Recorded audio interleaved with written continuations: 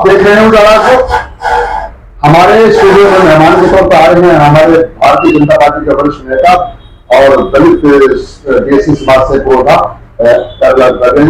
हम आज जानना चाहेंगे जिस तरह से आरक्षण की बात है और जातीय जनगणना पे है, इस मुद्दे पर हम इनसे बात करेंगे। कटोरे साहब, आप अपने परिचय के साथ हमारे दर्शकों को बताइएगा, जो जातीय जनगणना की आपकी लंबी मांग थी वो भारतीय जनता पार्टी ने आपकी एक्सेप्ट कर ली और वो लाइन शुरू हो गई है, क्या कहना चाहेंगे? देखिए, इस देश की जो अपोजिशन पार्टियां हैं ना, मैं पिछले 14-15 साल से देख रहा हूं, जब से मोदी जी की सरकार दिल्ली में बनी है, इस देश के अंदर बहुत ही बढ़िया काम हो रहे हैं, देश बहुत ज्यादा तरक्की कर रहा है। इस बीच में जाति जनगणना की बात विशेष तौर से 2-3 पार्टियों की तरफ से आई, जिसमें कांग्रेस भी है, आरजेडी भी है और मुलायम साहब की जो पार्टी है अखिलेश यादव जी बार बार उठाते रहे हैं।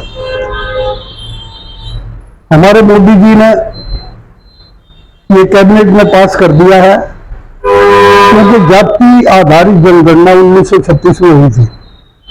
उसके बाद जनगणना तो हुई है, लेकिन जाति आधारित जनगणना नहीं, और हुई भी तो उसके आंकड़े पब्लिक के सामने नहीं आए। इसको कैसे देखते हैं आप, कैसे क्या होना चाहिए? इसको मैं इस नजरिए से देखता हूं कि जाति जनगणना का जो फैसला मोदी सरकार ने लिया है, इससे बिल्कुल स्पष्ट हो जाएगा कि भिन्न भिन्न जातियों का देश है, ये हजारों जातियां हैं। लेकिन मैं, क्योंकि मैं एससी समाज से संबंधित हूं, खटीक समाज से, मैं विशेष तौर से एससी समाज की बात करना चाहूंगा कि जो हमारा रिजर्वेशन है, जैसे कि हरियाणा में है, दिल्ली में है, राजस्थान में है, मध्य प्रदेश में है, उत्तर प्रदेश में है, पंजाब में है, और तो स्टेटों में हमारे को जो आरक्षण है वो आरक्षण जाति आधार पर मिला है जी, ना कि धर्म के आधार पर।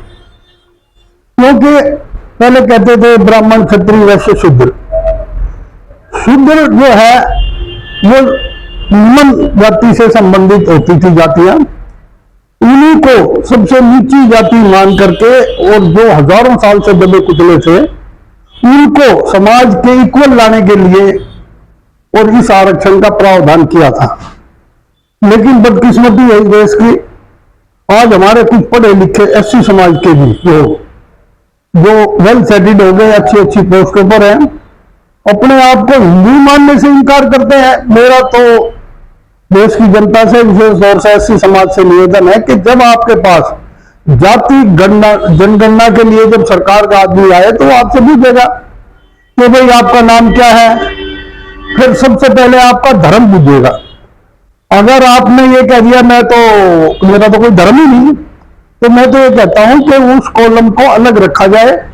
और जो आदमी ये कह रहा है कि मैं तो धर्म को मानता नहीं, रिजर्वेशन का फायदा ले रहा है, तो आने वाले भविष्य में जो ये आदमी कहता है कि मैं हिंदू अपने आप को नहीं मानता, क्योंकि ये जो रिजर्वेशन है वो हिंदू होने के नाते ही रिजर्वेशन मिला था, उसका प्रावधान किया था। क्योंकि मेरा ऐसा मानना है कि दोस्तों को मैं स्पष्ट करवाना चाहता हूं, आप धर्म के आधार पर या जाति के आधार पर आरक्षण की बात करना चाहते हैं, इस तरह से आप कुछ बताइए। देखिए, जो हमारे को रिजर्वेशन है ये धर्म के आधार पर है। धर्म में हमारा हिंदू है और हिंदू में जाति हमारी एससी है, खटीक है, जैसे वाल्मीकि है, दानक है। तो जाति धर्म में हिंदुओं में जो जातियां थी वो नीचे थी, जिसमें वाल्मीकि, दानक, खटीक और जैसी, ये उनके लिए आरक्षण का प्रावधान किया गया था। उसमें चमार कम्युनिटी भी है, तो उनको है। अगर इन कम्युनिटी में कोई कहता है भाई मैं तो नहीं मानता हिंदू धर्म को, तो मैं कहता हूं कि उसको आरक्षण का लाभ बिल्कुल भी नहीं मिलना चाहिए, मेरा तो ये कहना। देखिए, मैं दर्शकों से बताना चाहूंगा कि ये वरिष्ठ नेता हैं और देसी समाज से आते हैं।